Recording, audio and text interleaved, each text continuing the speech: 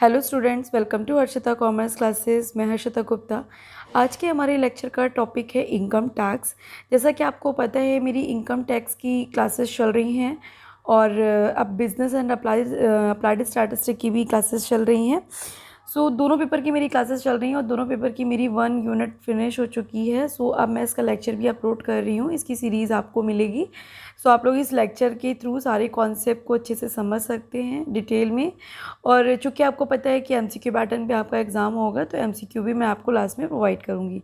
चलिए अपने लेक्चर को स्टार्ट करते हैं। आपने देखा होगा कि मैंने एक सीरीज़ आपको इससे पहले अपलोड की थी, जिसमें मैंने आपको कब कब मैं कौन सा लेक्चर दूंगी इसकी मैंने डिटेल्स आपको दी थी। तो ये जो लेक्चर है ये 25 फ़ैब और 26 फ़ैब से रिलेटेड है, जिसमें कि आपको देखिए यूनिट 1 की सारी डिटेल दी हुई हैं। यूनिट 1 का जो इनकम टैक्स का कोर्स है आपका, वो है बेसिक कॉन्सेप्ट, चाहे आपका वो इनकम हो, एग्रीकल्चर इनकम हो, casual income, assessment year, previous year, gross total income person. तो ये जितने भी टॉपिक हैं ये आप देख सकते हैं यहाँ पे 25 और 26 फरवरी 2 दिन के ये सारे टॉपिक्स हैं, मतलब ये दोनों टॉपिक हैं। तो इन दोनों टॉपिक को मैंने कवर किया है इस लेक्चर में। चलिए बात करते हैं टैक्स के बारे में। जैसा कि आपको पता है कि टैक्स क्या होता है, कंपलसरी कंट्रीब्यूशन होता है जो कि हम लोग स्टेट को करते हैं, मतलब गवर्नमेंट को करते हैं। स्टेट मतलब कि चाहे हमारी सेंट्रल गवर्नमेंट हो, लोकल गवर्नमेंट हो या फिर स्टेट गवर्नमेंट हो, ये उनका क्या होता है, रेवेन्यू होता है। हमारे लिए क्या होता है, टैक्स जो होता है वो कंपलसरी पेमेंट होता है जो गवर्नमेंट हम पे लेवी करती है, मतलब हम जो भी अर्निंग करते हैं। अब अर्निंग हमारी चाहे इनकम से हो, बिजनेस से हो हमारी, ये किसी भी तरीके की जो भी हम अर्निंग कर रहे होते हैं उस पर हमको डायरेक्ट या इनडायरेक्ट टैक्स देना होता है। Tax is a compulsory payment जो हमें हमेशा करना होता है, ये आपको ध्यान रखना है। डायरेक्ट टैक्स क्या होता है? डायरेक्ट टैक्स वो टैक्स होता है जो जिस पर्सन पे लेवी किया जाता है उसी से कलेक्ट किया जाता है। इनडायरेक्ट टैक्स क्या होता है? इनडायरेक्ट टैक्स में basically goods and service tax आता है। इनकम टैक्स जो है वो आपका इनडायरेक्ट टैक्स में आता है।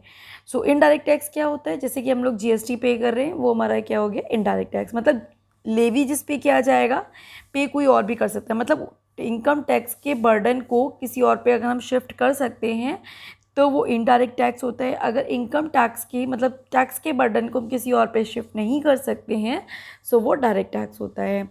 अगर हम बात करें स्टूडेंट्स की income tax in India, first time income tax जब इम्पोज हुआ था तो 1860 में इम्पोज हुआ था।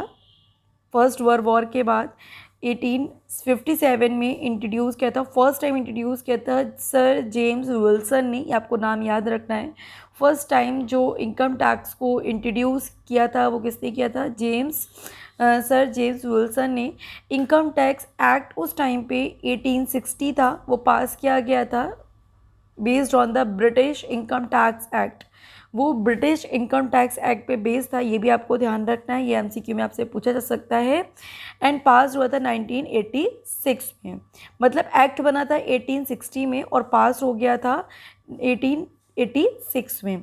फिर अगर हम बात करें स्टूडेंट्स इंडिया में कि इंडिया में इनकम टैक्स जो है वो कब से लेवी हुआ, तो इंडिया में इनकम टैक्स एक्ट वर्क करता है 1961 and came into the existence या केम इनटू द फोर्स 1 अप्रैल 1964। ये आपको डेट याद रखनी है, ये एमसीक्यू में आपसे ज़रूर पूछी जाएंगी। देखिए स्टूडेंट्स, मैंने अपने वीडियो में, लेक्चर वीडियो में भी मैं वो सारे पॉइंट्स को फोकस करूँगी जिससे एमसीक्यू आपसे आ सकता है। टैक्स जैसा कि हमने आपको बताया, ये क्या होता है, कंपलसरी पेमेंट होता है जो गवर्नमेंट हमसे लेती है। और गवर्नमेंट हमसे लेके वो क्या कहाँ खर्च करती है? वेलफेयर पे, सोसाइटी के वेलफेयर पे एक्सपेंडिचर करती है। 2 टाइप के टैक्स होते हैं, direct tax, indirect tax. Direct tax में हमारा इनकम टैक्स आता है, इनडायरेक्ट टैक्स में गुड्स एंड सर्विस टैक्स आता है या फिर कस्टम ड्यूटी आता है। अब बात कर लेते हैं कॉन्सेप्ट के बारे में। तो देखिए स्टूडेंट, जितनी भी इंपॉर्टेंट डेफिनेशन है, चाहे वो एसएससी हो, असेसमेंट ईयर हो, आपका पर्सन हो, इनकम हो, इंडिया हो, प्रीवियस ईयर हो, मैक्सिमम मार्जिनल रिलीफ हो, एवरेज रेट हो, ठीक है, ये सारी इंपॉर्टेंट डेफिनेशन है। जितनी भी इंपॉर्टेंट डेफिनेशन आप पढ़ेंगे सबका सेक्शन 2 है, ठीक है। एक आई थिंक प्रीवियस ईयर का सेक्शन जो है वो 3 है, आपको ध्यान रखना है। इसके अलावा component of income tax law, आपको ध्यान रखना है इनकम टैक्स एक्ट 1961 वर्क करता है but came into the existence, मतलब इनकम टैक्स कब से लागू हुआ, तो 1 अप्रैल 1964 आपको 1962, 1 अप्रैल 1962 से केम इनटू दी फोर्स, मतलब ये एप्लीकेबल हुआ। बट एक्ट जो वर्क करता है वो 1961 है। एनुअल फाइनेंस एक्ट होता है, इनकम टैक्स रूल्स होते हैं, सर्कुलर एंड नोटिफिकेशन होता है, लीगल डिसीजंस होते हैं। ठीक है, ये इनकम टैक्स के स्टेप्स हैं कैसे हम फाइंड करते हैं। तो आज जो कि हम बात करेंगे वो बेसिकली हम लोग बात कर रहे हैं डेफिनेशन की, ये सारी डेफिनेशन की हम बात करेंगे जो इस चार्ट में मैंने मेंशन की हुई है। स्टूडेंट्स आपको सेक्शन ज़रूर याद रखना है, आपसे एमसीक्यू में सेक्शन भी पूछा जा सकता है। जैसे इनकम की अगर हम लोग डेफिनेशन की बात करें तो वो सेक्शन 2 के सब सेक्शन 24 में बताई गई है। टोटल इनकम की डेफिनेशन की बात करें तो सेक्शन 2 के सब सेक्शन 45 में बताई गई है। ग्रॉस टोटल इनकम की डेफिनेशन की बात करें तो सेक्शन 80B के सब सेक्शन 5 में बताई गई है। एंड एक कैजुअल इनकम होती है, एग्रीकल्चर इनकम सेक्शन 2 के सब सेक्शन 1A में बताई गई है। पर्सन की डेफिनेशन सेक्शन 2 के सब सेक्शन 31 में बताई गई है। असेसमेंट ईयर की डेफिनेशन सेक्शन 2 के सब सेक्शन 9 में बताई गई है। प्रीवियस ईयर की डेफिनेशन सेक्शन 3 में बताई गई है और एसएससी की डेफिनेशन सेक्शन 2 सब सेक्शन 7 में बताई गई है। तो ये आपको ध्यान रखना है स्टूडेंट्स। तो बेसिकली ये डेफिनेशन के आपको मतलब कि ये सारे सेक्शन याद रखने हैं। देखिए आपने इसमें देखा होगा कि कुछ ही डेफिनेशन, मतलब जितनी भी आप इनकम टैक्स में, एक चीज़ और, जितनी भी आप इनकम टैक्स में डेफिनेशन पढ़ोगे सबके मोस्टली जो सेक्शन है वो 2 है, सबके सब सेक्शन अलग अलग हैं। कन्फ्यूज़न स्टूडेंट्स को ये होता है कि इनकम और टोटल इनकम का सेक्शन सो टोटल इनकम का सब सेक्शन 45 है, तो इनकम का सेक्शन जो है वो 24 है। और दूसरा कन्फ्यूज़न होता है असेसमेंट ईयर और एसएससी में, इसका असेसमेंट ईयर का जो सेक्शन है सब सेक्शन 9 है और एसएससी का सब सेक्शन 7 है। तो ये आपको सेक्शंस भी याद रखने हैं। अब हम बात कर लेते हैं कुछ इंपॉर्टेंट चीज़ों की जो आपसे एमसीक्यू में आ सकता है। जैसे कि इनकम टैक्स जो है is a most significant, income tax क्या है, सबसे पहले आपको जो हम पेपर पढ़ने जा रहे हैं वो आपको पता होना चाहिए, वो एक डायरेक्ट टैक्स है। क्योंकि इनकम टैक्स, जिस डायरेक्ट टैक्स का मतलब क्या होता है कि जिस पर्सन पे टैक्स लगाया जा रहा है उसी से वसूला जा रहा है। हम पे टैक्स लगाया गया, हमारी इनकम पे लगाया गया, हम ही दे रहे हैं, हम इसका बर्डन किसी पे शिफ्ट नहीं कर सकते हैं। सो ये क्या हो गया, एक तरीके से हमारे लिए डायरेक्ट टैक्स हो गया। तो इनकम टैक्स में अगर हम एंट्री की बात करें तो 82 entries of the union list में 82 एंट्रीज हैं, जिसके में हर एक सब्जेक्ट के बारे में बताया गया 82 एंट्रीज में कि किन किन चीज़ों पे टैक्स कहाँ पे देना है। किस लिस्ट में, यूनियन लिस्ट फर्स्ट लिस्ट में शेड्यूल 7 शेड्यूल आर्टिकल 246 में।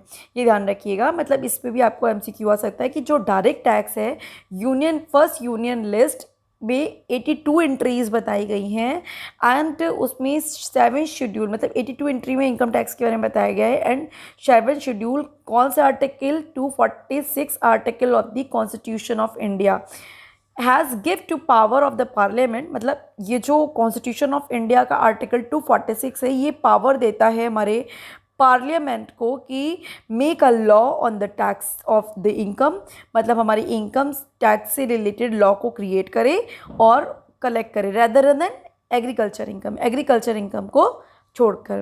कंपोनेंट की बात कर लेते हैं स्टूडेंट्स। तो इनकम टैक्स एक्ट जो गवर्न करता है वो कौन सा है, 1961, और जो रूल है वो हमारा 1962 है। आपको ये ध्यान रखना है, income tax rule 1962 formulated for proper administration of this act.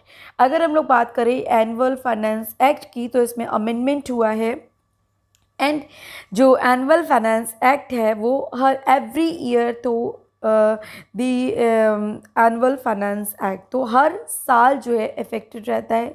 अगर हम बात करें जो इनकम टैक्स एक्ट का जो सर्कुलर होता है वो कौन इशू करता है, तो issued by CBDT central board of direct tax. ये आपको ध्यान रखना है, इसी के पास सारी पावर होती हैं।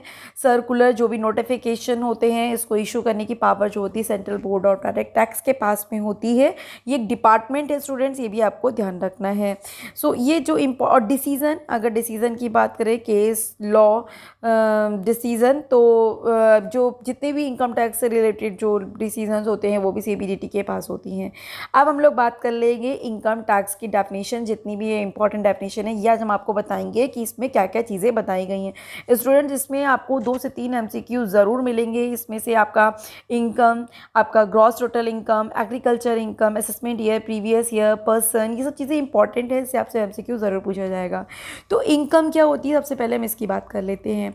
इनकम, देखिए हम पढ़ रहे हैं इनकम टैक्स, मतलब इनकम वो इनकम जो जिस पे हमें टैक्स देना है। अब कौन कौन सी इनकम है जिनको हम लोग टैक्स में इंक्लूड करेंगे, तो इनकम टैक्स की डेफिनेशन को सेक्शन 2 के सब सेक्शन 24 में बताया गया है। अब देखते हैं चलिए कि इनकम में किन किन चीज़ों को इंक्लूड करेंगे। स्टूडेंट ध्यान रखिएगा, इनकम हमें कहीं से भी हो रही है। इंक्लूड का मतलब होता है कि उसमें कभी भी कोई चीज़ इंक्लूड हो सकती है। इंक्लूड एक इंक्लूसिव डेफिनेशन होती है, जहाँ पे भी इंक्लूड वर्ड इंक्लूड होता है, दैट मीन्स कि गवर्नमेंट उसमें कभी भी चेंजेस कर सकती है। तो इनकम टैक्स में इनकम की डेफिनेशन सेक्शन 2 के सब सेक्शन 24 में बताया गया है। सेक्शन आपको ध्यान रखना है, इसे भी MCQ आ सकता है। तो इनकम में क्या क्या चीज़ें इंक्लूड रहती हैं, प्रॉफिट, किसी भी तरीके का profit, gain, dividend, voluntary contribution received by the trust, अगर कोई ट्रस्ट है उसको कोई वॉलेंट्री कंट्रीब्यूशन हो रहा है, ठीक है, वेजेस, सैलरी, ये सब भी इनकम का पार्ट होती है। किसी भी तरीके का हमें इनकम, सैलरी मिल रही है, वेजेस मिल रही है, perquisites in the hand of the employees. Perquisite का मतलब क्या होता है, ये हम आपको सैलरी हेड में भी पढ़ाएंगे, हालांकि हम आपको यहाँ पे बता देते हैं। जब एक एम्प्लॉय कहीं पे भी काम करता है तो एम्प्लॉयर उसकी सैलरी के अलावा उसको जो भी सर्विसेज देता है, जैसे कि रहने के लिए घर दे रहा है, तो ये क्या है, परक्यूजिट। एनी स्पेशल अलाउंसेस अगर किसी भी तरीके के बेनिफिट मिल रहा है, मान लीजिए हमें हॉलीडे अलाउंस मिल रहा है या फिर HRA मिल रहा है या किसी भी तरीके का अलाउंस मिल रहा है, वो भी इनकम का ही पार्ट होता है। सिटी कंपनसेटरी अलाउंस अगर मिल रहा है, डियरनेस अलाउंस मिल रहा है, तो इनकम कहीं से भी हो, चाहे आपकी सैलरी से हो या आपका हाउस प्रॉपर्टी से हो, हमारी कोई प्रॉपर्टी है उससे हमें कोई भी इनकम हो रही है, वो भी इनकम में काउंट होगी। या फिर हमारा बिजनेस से इनकम हो रही है या फिर हमारे प्रोफेशन से इनकम हो रही है, मान लीजिए हम वकील हैं, हम डॉक्टर हैं, उससे हमें जो भी इनकम हो रही है वो भी इनकम में काउंट हो जाती है। इनकम फ्रॉम अदर सोर्सेज, मतलब कैपिटल गेन से अगर कोई भी इनकम हमारी हो रही है, मतलब हमारी कोई इन्वेस्टमेंट है और हम उसको सेल कर रहे हैं, वहाँ पे हमें गेन हो रहा है, तो वो भी हमारी जो है वो इनकम में काउंट हो जाता है, अदर सोर्सेज। इसके अलावा स्टूडेंट ध्यान रखिएगा कि विनिंग, जैसे कि हम अदर सोर्सेज में कौन सी इनकम आती है, जैसे कि हम कहीं लॉटरी खेल रहे हैं या विनिंग इनकम है, किसी भी तरीके की विनिंग इनकम, तो वो जितनी भी सारी इनकम्स होती हैं, कहीं से हमें कोई भी इनकम मिल रही है, वो हमारी इनकम का पार्ट होती है। सो ये ध्यान रखिएगा, मोस्टली ये सारी इनकम्स आपको पता होनी चाहिए। कोऑपरेटिव सोसाइटी, बैंक से इनकम अगर हमें कोई हो रही है, bank income of cooperative society से हमें कोई भी इनकम हो रही है, सो वो भी हमारी इनकम का ही पार्ट होती है। तो किसी भी तरीके की कोई भी इनकम जब हम कहीं से भी अर्न करते हैं तो उसको सेक्शन 2 के सब सेक्शन 24 में इंक्लूड किया गया है। अब हम बात करते हैं स्टूडेंट्स ग्रॉस टोटल इनकम।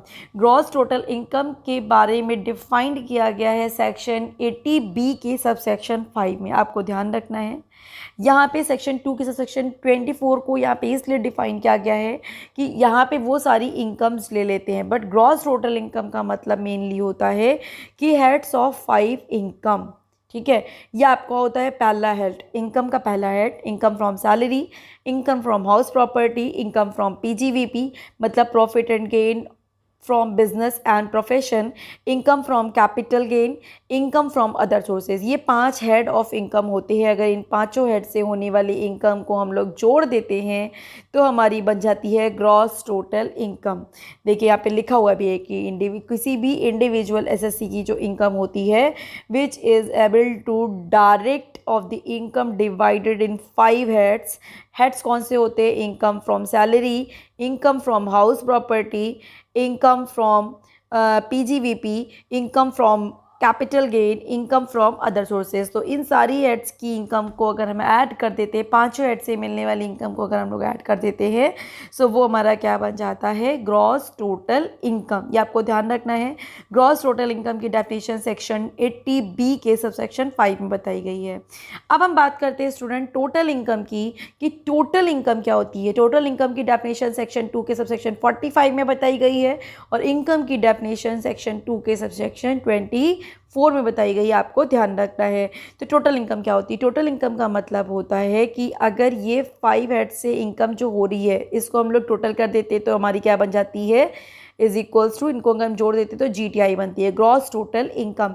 अगर इस ग्रॉस टोटल इनकम में से हम माइनस कर दे डिडक्शन, क्या माइनस कर दे, डिडक्शन माइनस कर दें, डिडक्शन कौन सी, 80C to 80U, 80C to 80U से होने वाली सारी डिडक्शन को अगर हम लोग माइनस कर देते हैं, सो हमें क्या हो जाता है, हमें जो मिलता है माइनस करने पे, देखिए यहाँ पे लिखा है total income of NSSC is computed by deducting from the gross total income. Gross total income मतलब GTI, GTI का मतलब इन पांचों हेड से होने वाली इनकम को जोड़ देंगे, उसमें से माइनस कर देंगे क्या, डिडक्शन, डिडक्शन कौन सी, 80C टू 80U। अगर ये इनकम से माइनस कर दे तो हमारे पास जो बचता है वो 80C टू 80U के डिडक्शन हम माइनस कर दे तो जो हमारे पास बचता है वो क्या बनता है, TI, टोटल इनकम, जिसको हम लोग टैक्सेबल इनकम भी कहते हैं और जिस पे हम लोग इनकम टैक्स में टैक्स देते हैं। तो ये आपको ध्यान रखना है। देखिए स्टूडेंट, ये डेफिनेशंस हैं, इनके बारे में ऑलरेडी, जैसे कि अगर हम बात करें ये ग्रॉस टोटल इनकम जो है ये अलग अलग आपके चैप्टर्स है और ये पूरा आपकी यूनिट 2 है, यूनिट 2 में आपका यही पूरा कंटेंट है। ठीक है स्टूडेंट्स, तो ध्यान रखिएगा।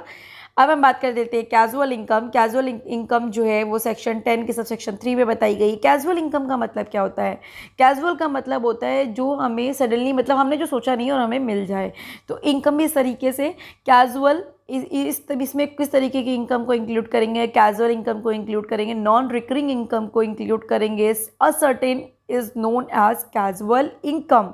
ठीक है, मतलब जो इनकम हमने पहले से सोची नहीं है और हमें एकदम से मिल जाती है, जैसे कि विनिंग फ्रॉम लॉटरी, ठीक है, हॉर्स रेसिंग, ठीक है, और आपका ये तरीके, इस तरीके की इनकम, जैसे कि प्लेइंग कार्ड्स, ग्लैम्बिंग हो गया आपका, तो इस तरीके की विनिंग एंड लॉसिंग, मतलब विनिंग इनकम किसी भी तरीके की जो होती है वो हमारी क्या होती है, कैजुअल इनकम। मान लीजिए हमने लॉटरी खेली और हमें एकदम से लॉटरी लग गई तो वो क्या हो गई, कैजुअल इनकम। या ये नॉन रिकरिंग नेचर की होती है। नॉन रिकरिंग नेचर का मतलब क्या होता है कि हमें पता नहीं होता ये कब, मतलब ये कभी भी हो सकती है, असर्टेन होती है, ये भी हमें पता नहीं होगा। इसलिए इन तीनों, चाहे वो कैजुअल, नॉन रिकरिंग या फिर असर्टेन इनकम को हम लोग क्या कहते हैं, कैजुअल इनकम्स कहते हैं। अब हम लोग बात कर लेते हैं एग्रीकल्चर इनकम। एग्रीकल्चर इनकम के बारे में सेक्शन 2 के सब सेक्शन 1A में बताया गया है। ध्यान रखिएगा, सेक्शन 10 के सब सेक्शन 1 में जिस एग्रीकल्चर इनकम की बात की गई है वो एग्रीकल्चर इनकम है जो टोटली एग्जेम्प्टेड है। एग्जेम्प्टेड मतलब जिस पे हमें कोई भी टैक्स नहीं देना है, ये आपको ध्यान रखना है। इनकम टैक्स एक्ट 19, ये सारी ही definition students income tax act 1961 में बताई गई हैं। सबके सेक्शंस अलग अलग हैं, तो आपको ध्यान रखना एग्रीकल्चर इनकम के में जो बताया गया है वो कौन सी इनकम है, सेक्शन 2 के सब सेक्शन 1A में, और इसमें वो सारी इनकम इंक्लूड करते हैं। एग्रीकल्चर इनकम थ्रू एग्जेम्प्टेड, इसमें उस इनकम को इंक्लूड करते हैं। Agriculture income through exempted is aggregated in the case of certain SSC for the purpose of determining the rate of tax is non agricultural income. ठीक है, सो agriculture income में basically हम लोग किसको काउंट करते हैं, एग्रीकल्चर इनकम वो income कही जाएगी जहाँ पे land, so it should be situated in India, मतलब हम उस वहाँ वो एग्रीकल्चर इनकम उस इनकम को मानेंगे, मतलब जो लैंड जहाँ पे हम एग्रीकल्चर कर रहे हैं वो लैंड इंडिया में होनी चाहिए। Land should be used for the agriculture purpose, उस लैंड का यूज़ एग्रीकल्चरल पर्पस के लिए होना चाहिए। And any income received from land and building, मतलब हमें कोई भी लैंड एंड बिल्डिंग से जो इनकम हो रही है जिसका यूज़ एग्रीकल्चर पर्पस से हो रहा है, ठीक है, जो उसके प्रोसेसिंग में लगी हुई एग्रीकल्चर प्रोसीजर के, या जो एग्रीकल्चर प्रोड्यूस कर रहा है उसको भी हम लोग एग्रीकल्चर इनकम मानेंगे। या फिर रेंट या फिर रेवेन्यू जो भी डिराइव्ड हो रहा है फ्रॉम दी लैंड, उसको भी हम लोग एग्रीकल्चर इनकम में इंक्लूड करेंगे। सबसे पहले आपको ध्यान रखना है, मतलब एग्रीकल्चर इनकम कब मानेंगे, जब वो जो लैंड जहाँ पे एग्रीकल्चर या फिर हम लोग फार्मिंग कर रहे हैं वो इंडिया में होनी चाहिए और उस लैंड का यूज़ एग्रीकल्चर पर्पस के लिए होना चाहिए। वहाँ पे कल्टीवेशन होना चाहिए, मतलब खेती किसानी होनी चाहिए, उससे जो इनकम होती है उसको हम लोग एग्रीकल्चर इनकम मानते हैं। और एग्रीकल्चर इनकम जो होती है वो एग्जम्प्ट होती है अंडर सेक्शन 10 के सब सेक्शन 1 में, ये आपको ध्यान रखना है। सो अब बात कर लेते हैं कि टैक्स के बारे में। तो computation of tax is done, tax किस पे लगता है, agriculture income and other total income, agriculture income and जो एग्जेम्प्ट लिमिट होती है, और उसके बाद हम लोग टैक्स लायबिलिटी फाइंड करते हैं। Basically most of the cases में एग्रीकल्चर इनकम जो होती है वो एग्जेम्प्टेड होती है, मतलब उस पर हमें टैक्स नहीं देना होता है, ये ध्यान रखिएगा। But net agriculture income exceed 5,000, but condition है कि 5,000 से ज़्यादा होनी चाहिए, ठीक है। बट अगर हमारी, ध्यान रखिएगा, सिचुएशन ऐसी है, हमारी लैंड जो है वो इंडिया में सिचुएटेड है और उसका पर्पस जो है वो एग्रीकल्चर, उस लैंड का यूज़ हम लोग एग्रीकल्चर पर्पस से कर रहे हैं, तो उसको हम लोग एग्रीकल्चर इनकम में काउंट करेंगे, मतलब उससे होने वाली इनकम को हम लोग एग्रीकल्चर इनकम में काउंट करेंगे। अब हम बात करते हैं पर्सन की, तो पर्सन की डेफिनेशन सेक्शन 2 के सबसेक्शन 31 में बताई गई है। पर्सन का मतलब यहाँ पे ये उस पर्सन से होता है कि कौन कौन से पर्सन हैं जिनकी टोटल इनकम पर टैक्स जो होता है वो चार्जेबल हो सकता है। So income tax is charged in respect of total income of the previous year of every person. मतलब देखिए, सबसे पहले स्टूडेंट ध्यान रखिएगा, पर्सन की डेफिनेशन आपको सेक्शन 2 के सबसेक्शन 31 में बताई गई है। पर्सन में किनको इंक्लूड करेंगे? पर्सन, वो पर्सन, एवरी पर्सन जो प्रीवियस ईयर में इनकम अर्न कर रहे हैं, जिन पे टैक्स देना है, उसमें किनको किनको काउंट करेंगे? कोई भी इंडिविजुअल, एच यू एफ का मतलब आपको पता ही, आप लोगों ने बिजनेस ऑर्गेनाइजेशन में पढ़ा होगा, Hindu undivided family, association of a person जिसको हम लोग AOP कहते हैं, और BOI body of individual, whether corporated और नॉट, मतलब जो वो इनकॉर्पोरेटेड हो या नहीं हो। AOP और BOI को भी हम लोग पर्सन की कैटेगरी में काउंट करते हैं। कोई भी कंपनी, कोई भी फर्म, कोई भी लोकल अथॉरिटी, कोई भी आर्टिफिशियल जुडिशियल पर्सन, AJP, ठीक है। सो इन सभी को हम लोग पर्सन की कैटेगरी में काउंट करते हैं, और ये लोग जो भी इनकम को अर्न करते हैं प्रीवियस ईयर की, उसमें टैक्स देना होता है। ये इससे भी आपसे MCQ आ सकता है। मान लीजिए आपको दे दिया कि पर्सन इंक्लूड्स, फिर आपसे दे दिया गया individual, HUF, AOP, BOI, all of the. So आपको पता होना चाहिए कि बेसिकली ये 6-7 पर्सन्स हैं जो पर्सन की डेफिनेशन में काउंट होते हैं। और पर्सन की डेफिनेशन की सेक्शन बताई गई सेक्शन 2 के सबसेक्शन 31 में। कौन कौन से पर्सन हैं? इंडिविजुअल, HUF, AOP और BOI, company, firm, local authority. अब लोकल अथॉरिटी में हमारी जितनी भी, जैसे कि म्यूनसिपैलिटी हो गया और आपका डिस्ट्रिक्ट बोर्ड हो गया, तो ये सब चीज़ें इस पर आ जाती हैं। और आपका हो गया आर्टिफिशियल जुडिशियल पर्सन्स हो गए। अब most important definition, previous year and assessment year, आपको बहुत ही पता होना चाहिए, बहुत इंपॉर्टेंट है। आप आगे इनकम टैक्स में जहाँ पे भी पढ़ेंगे इसका यूज़ है आपका। सो असेसमेंट ईयर, प्रीवियस ईयर क्या होता है? सबसे पहले इसकी डेफिनेशन की बात कर लेते हैं स्टूडेंट्स। सो असेसमेंट ईयर की जो डेफिनेशन है वो सेक्शन 2 के सब सेक्शन 9 में बताई गई है। और प्रीवियस ईयर की डेफिनेशन जो है, प्रीवियस ईयर की डेफिनेशन सेक्शन 3 में बताई गई है, और असेसमेंट ईयर की डेफिनेशन सेक्शन 2 के सेक्शन 9 में बताई गई है। ये चीज़ मैंने आपको पहले ही देखिए स्टार्टिंग में ही क्लियर कर दिया था। ये आपको ध्यान रखना है कि SSC की डेफिनेशन सब सेक्शन 7 है और असेसमेंट ईयर का सब सेक्शन 9 है। इसमें बच्चे कंफ्यूज हो जाते हैं और गलत आंसर टिक कर देते हैं, तो ये आपको ध्यान रखना है। अच्छा, प्रीवियस ईयर क्या होता है? प्रीवियस ईयर वो ईयर होता है जिस ईयर में हम लोग इनकम अर्न करते हैं, ठीक है। अब मान लीजिए एक साल में जो भी हम इनकम अर्न करते हैं उस पे हम लोग टैक्स देते हैं नेक्स्ट ईयर। अब 2019-20 में जो भी हम इनकम अर्न करेंगे उस पे हम टैक्स करेंगे नेक्स्ट ईयर, मतलब अगले साल देंगे। गवर्नमेंट कहती है आप पहले पूरी इनकम को अर्जित कर लीजिए, अर्न कर लीजिए, फिर उस पर हम, जब आप अर्न कर लेंगे एक साल की इनकम, उस पर हम आपसे टैक्स मांगेंगे नेक्स्ट ईयर। तो जिस ईयर इनकम हम अर्न करते हैं, ध्यान रखिएगा, अर्न करते हैं जिस ईयर इनकम, उसको कहते हैं प्रीवियस ईयर। और जिस ईयर हम टैक्स पे करते हैं, टैक्स पे करेंगे, उसको कहते हैं असेसमेंट ईयर, ठीक है। सो ये चीज़ आपका वेरी वेरी इंपॉर्टेंट पॉइंट है। असेसमेंट ईयर क्या होता है? जब हम जिस भी ईयर में हम टैक्स दे रहे हैं वो असेसमेंट ईयर हो जाता है। असेसमेंट ईयर टैक्स हम किस पे देंगे? जब हम प्रीवियस ईयर में इनकम अर्न करेंगे उसी पे तो हम लोग टैक्स देंगे नेक्स्ट ईयर। तो ये आपको ध्यान रखना है। मतलब नेक्स्ट ईयर जो होता है, असेसमेंट ईयर जो होता है वो नेक्स्ट ईयर होता है, प्रीवियस ईयर के बाद वाला। सो असेसमेंट ईयर आपको ध्यान रखना है। डेफिनेशन जो है इसकी सेक्शन 2 के सब सेक्शन 9 में बताई गई है, और इसमें 12 मंथ होते हैं, चाहे आपका प्रीवियस ईयर हो या आपका असेसमेंट ईयर हो, दोनों में ही 12 मंथ होते हैं। बट आपको ध्यान रखना है असेसमेंट ईयर 1 अप्रैल से स्टार्ट होता है। एवरी ईयर, हर साल के 1 अप्रैल से असेसमेंट ईयर स्टार्ट होता है। आप लोग देखते भी होंगे टैक्स जो क्लोजिंग होती है वो 31 मार्च हो जाती है। 1 अप्रैल से स्टार्ट होता है हर साल के, और 31 मार्च जो होती है वो इसकी क्लोजिंग होती है। 12 मंथ का पीरियड होता है, ये आपको ध्यान रखना है। प्रीवियस ईयर की स्टूडेंट्स बात करते हैं, इसकी डेफिनेशन सेक्शन 3 में बताई गई है। ये इसको फाइनेंशियल ईयर भी कहा जाता है, इमीडिएटली प्रीसीडिंग दी असेसमेंट ईयर। मतलब असेसमेंट ईयर इसी के बाद, मतलब प्रीवियस ईयर के बाद ही इमीडिएटली कौन सा ईयर आता है, असेसमेंट ईयर आता है।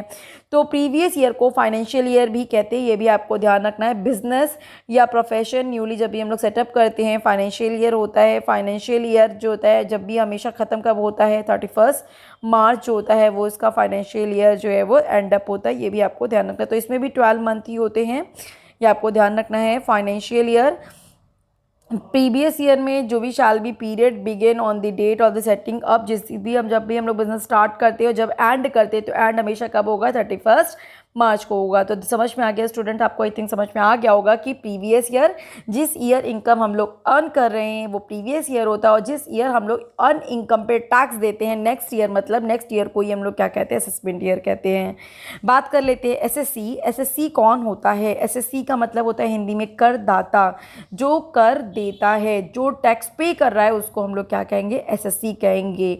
सो एसएससी की डेफिनेशन सेक्शन 2 के सब सेक्शन 7 में बताई गई है। इनकम टैक्स एक्ट 1961 के सेक्शन 2 के सब सेक्शन 7 और असेसमेंट ईयर की डेफिनेशन सेक्शन 2 के सब सेक्शन 9 में। कंफ्यूज मत होइएगा, ये बहुत ही कंफ्यूजिंग पॉइंट है, स्टूडेंट्स इसमें ज़्यादातर गलतियां करते हैं, इसलिए मैं आपको बता देती हूँ। सो एसएससी क्या है? Assessee as a person by whom any tax और any other sum of money is payable under this act. मतलब वो पर्सन जो टैक्स देता है या किसी भी तरीके का मनी पे करता है under the income tax act, उसको हम लोग कहते हैं एसएससी। एसएससी को हिंदी में कहते हैं करदाता, मतलब जो भी कर दे रहा है उसको हम लोग क्या कहेंगे, करदाता कहेंगे। अब एवरी पर्सन जिसके ऊपर जो भी इनकम अर्न कर रहा है, भाई अगर हम इनकम अर्न कर रहे हैं तो भी तो हम टैक्स देंगे। सो हिज इनकम, जो भी इनकम वो एक साल में अर्न करता है प्रीवियस ईयर में, उस पे एसएससी असेसमेंट ईयर में टैक्स देता है। एसएससी भी स्टूडेंट 2 टाइप के होते हैं, डीम्ड एसएससी और एसएससी इन डिफॉल्ट।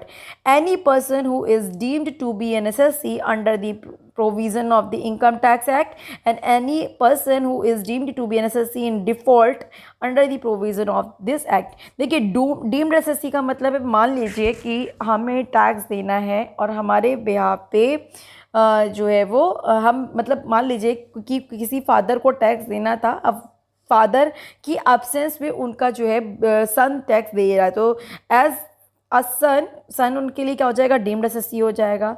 ठीक है। डिफॉल्ट इन एसएससी, चूक करदाता जिसको कहते हैं, कि मान लीजिए हमें टैक्स देना है और हमने अपनी लायबिलिटी किसी और पे डाल दी कि आप टैक्स दे दो भाई मेरी जगह पे, तो उसको कहेंगे हम लोग डिफॉल्ट इन एसएससी। ठीक है।